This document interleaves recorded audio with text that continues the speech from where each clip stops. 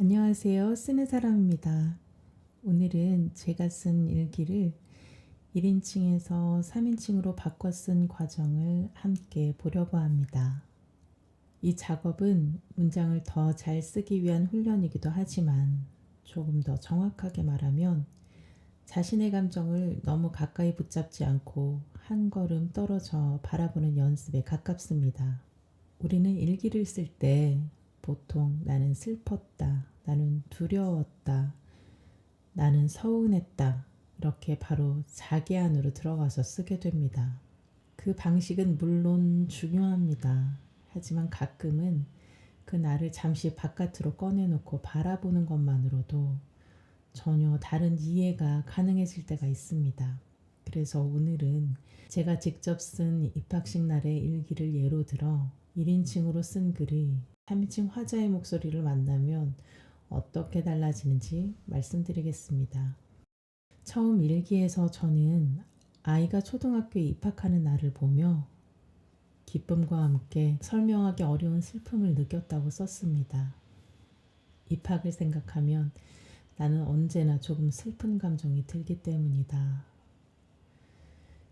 이 문장에서 먼저 보이는 것은 아주 직접적인 감정 진술입니다. 나는 슬프다. 입학을 생각하면 슬퍼진다. 이방인의 소외감에 가깝다. 원문에서도 이미 그 슬픔의 성질을 설명하는 말이 나오죠. 이방인의 소외감. 그러니까 여기서 중요한 건 슬픔 자체보다도 그 슬픔이 어디에서 오는가 하는 점입니다. 이제 3인칭으로 고쳐 쓴 문장을 보겠습니다. 영지는 입학을 떠올리면 언제나 조금 슬퍼지기 때문이다. 여기서는 나는 슬프다가 영지는 슬퍼진다로 바뀝니다. 그녀가 느끼는 슬픔의 정체는 소외감이었다. 그리고 바로 다음 문장에서는 그 감정의 정체를 더 분명하게 짚습니다. 슬픔의 정체는 소외감이었다. 이 차이가 중요합니다. 1인칭에서는 내가 느끼는 감정이 먼저 나오고 3인칭에서는 그 감정의 이름과 성질이 조금 더 또렷하게 드러납니다. 원문에서 아주 인상적인 부분은 입학을 앞두고 엄마가 시켰던 반복 훈련입니다. 하나는 책가방을 메어보는 것이었고 두 번째는 앞으로 나란 일을 하게 하는 것이었다. 책가방을 메어보고 앞으로 나란 일을 연습하고 겉으로 보면 사소한 장면인데 그 안에 당시 가정의 분위기와 기대가 들어있습니다. 그 우쭐함의 근거는 바로 나였다. 여기서 화자는 엄마가 느끼는 감정을 아주 정확하게 포착합니다. 기쁨도 있지만 어딘가 우쭐함도 있었던 것이죠. 그게 내가 엄마로부터 받은 취약전 교육의 전부였던 셈이다. 그리고 마지막에는 이 기억을 회상하는 현재의 내가 조금 쓸쓸하게 정리합니다. 이제 수정문에서는 이 장면이 어떻게 달라지는지 보겠습니다. 영지는 엄마의 자부심을 상기할 때 자신의 엄마와는 다른 감정을 느꼈다. 여기서는 기억의 사실보다 그 사실을 떠올리는 현재의 해석이 더 앞으로 나옵니다. 하는 수 없이 초라해졌던 것이다. 그리고 그 감정은 초라함으로 명명됩니다. 이건 꽤 큰 변화입니다. 원문에서는 장면이 먼저 있고 감정은 여운처럼 남아 있습니다. 그런데 3인칭으로 바꾸고 나면 그 장면을 바라보는 현재의 시선이 더 분명해집니다. 이제 이 글의 가장 중요한 장면으로 가보겠습니다. 아이들이 나를 에워싸고 진입하지 못하도록 막았는데 이 문장은 사건 자체를 아주 간결하게 보여줍니다. 아이들이 에워쌌고 교실로 들어가지 못하게 했습니다. 나는 당혹스러움이나 불쾌함보다는 슬픔을 먼저 느꼈던 것 같다. 그런데 여기서 핵심은 무슨 일이 벌어졌는가 보다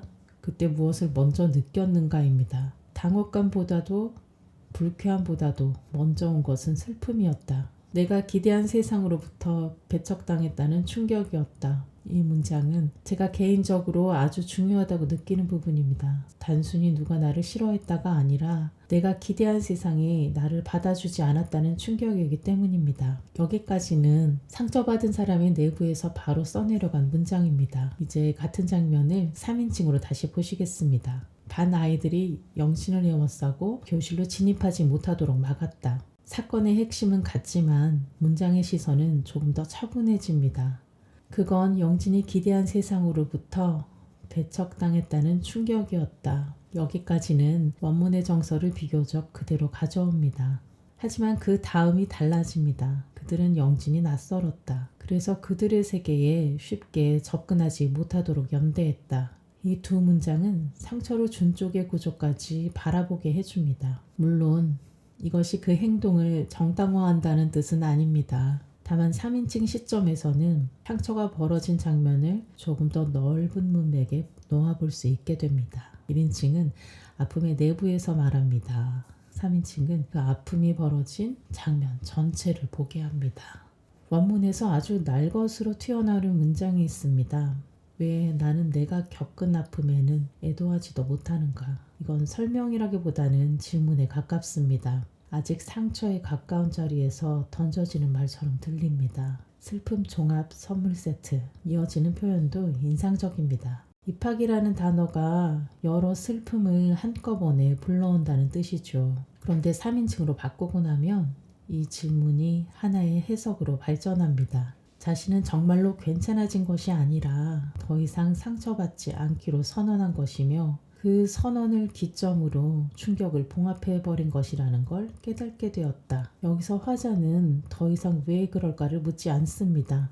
대신 무슨 일이 있었는가를 조용히 분석합니다. 저는 이 부분이 자기객관의 글쓰기의 핵심이라고 생각합니다. 1인칭은 아픈 사람이 스스로에게 묻는 목소리라면 3인칭은 그 사람에게 무슨 일이 일어났는지를 이해하려는 목소리입니다. 이제 현재의 장면으로 넘어오면 분위기가 조금 달라집니다. 아무도 내 아이가 교실로 들어서지 못하도록 막지 않았다. 이 한 문장에 과거의 기억과 현재의 안도가 함께 들어있습니다. 아이의 학교 생활은 순탄한 것처럼 보였다. 내 아이가 나와는 다른 운명일 거라는 것은 나를 안도하게 한다. 여기서는 아이의 첫날이 무탈했다는 사실보다 그 무탈함이 화자에게 어떤 의미를 가지는가가 중요합니다. 수정문에서는 이 장면이 조금 더 또렷한 움직임으로 펼쳐집니다. 스스로 양치를 하려 했고 선생님을 따랐습니다. 동급생을 안내했고 이름이 뭐냐고 친근하게 묻기도 했습니다. 아이의 행동들이 하나하나 관찰됩니다. 그리고 이 관찰이 쌓이면서 마지막에 안도가 훨씬 설득력 있게 다가옵니다. 누구도 영진의 딸을 막아서지 않았다. 이 문장은 짧지만 굉장히 중요합니다.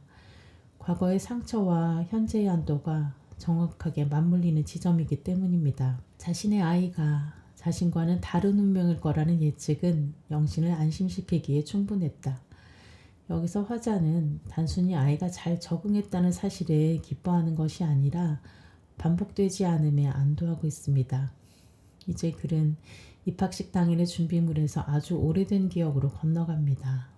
24색 색연필. 이 작은 사물이 과거의 교실을 열어줍니다. 언젠가 64세 크레파스를 들고 온 동급생의 크레파스를 빌렸었다가 그에게 맞기도 했다. 원문에서는 사건이 비교적 빠르게 진술됩니다. 맞았고 코피가 났고 교실 바닥에 드러누워 있었고 오히려 다행이라고 생각했다.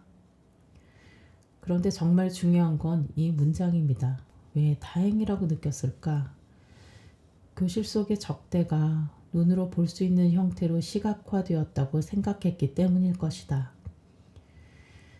이 부분은 원문에서 높은 해석 수준을 갖고 있습니다. 수정문에서는 이 장면이 훨씬 길고 자세하게 복원됩니다. 여기서는 누가 무엇을 우회했는지, 누가 무엇을 듣지 못했는지, 왜 이 사건이 벌어졌는지를 세밀하게 더듬습니다. 이게 3인칭의 중요한 힘입니다. 1인칭은 사건의 상처를 바로 전달하고 3인칭은 사건이 형성되는 경로를 따라갑니다. 죽은 깨 투성이에 이방인을 용서할 수가 없었다. 이 표현은 3인칭이기 때문에 더 강하게 작동합니다. 화자가 자기 자신을 하나의 인물, 하나의 존재로 바라보고 있기 때문입니다. 영진이 느꼈던 감정은 편안함이었다. 편을 들어줄 명확한 증거가 시연되었다고 판단한 것이었다. 이 부분에서도 3인칭은 감정을 축소하지 않습니다. 오히려 그 복잡한 감정을 더 정확히 읽어냅니다. 이제 글은 아주 조용한 현재로 돌아옵니다. 네임 스티커. 아이가 학교에서 받은 색연필에 작은 네임 스티커를 붙이는 장면입니다. 나는 내 상처가 모두 아물었음을 확인했다. 이 문장은 원문에서도 이미 매우 단단합니다. 어떤 종류의 나쁜 기억은 지워지기보다는 다른 기억에 덮임으로써 비로소 사라지게 되는 것 같다. 저는 이 문장을 이 글의 중요한 결론 중 하나라고 생각합니다. 3인칭에서는 이 결론이 조금 더 문장적으로 정돈됩니다. 동일한 표제어에 대한 설명을 다른 것으로 덮어 쓴 것처럼 어떤 종류의 나쁜 기억은 지워지기보다는 대치됨으로써 비로소 사라지게 되는 것 같다고. 여기서는 기억이 사라지는 방식이 더 개념적으로 설명됩니다. 저는 이 부분이 참 좋습니다. 상처가 낫는다는 건 기억이 완전히 없어졌다는 뜻이 아니라 같은 단어 위에 다른 기억이 천천히 덮여 쓰이기 시작했다는 뜻이기 때문입니다.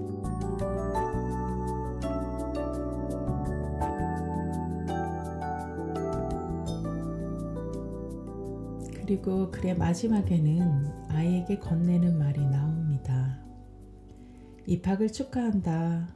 학교는 즐겁고 재미있는 곳이란다. 너는 할 수 있다. 내가 했기 때문이 아니라 너는 너이기 때문에. 이 마지막 문장은 표면적으로는 아이에게 건네는 말입니다. 하지만 저는 이 문장이 어쩌면 오래전에 자신에게도 함께 닿고 있다고 느꼈습니다. 늘 좋을 수만은 없겠지. 하지만 견뎌내다 보면 기쁜 일이 더욱 많아진다. 그리고 너는 할 수 있다.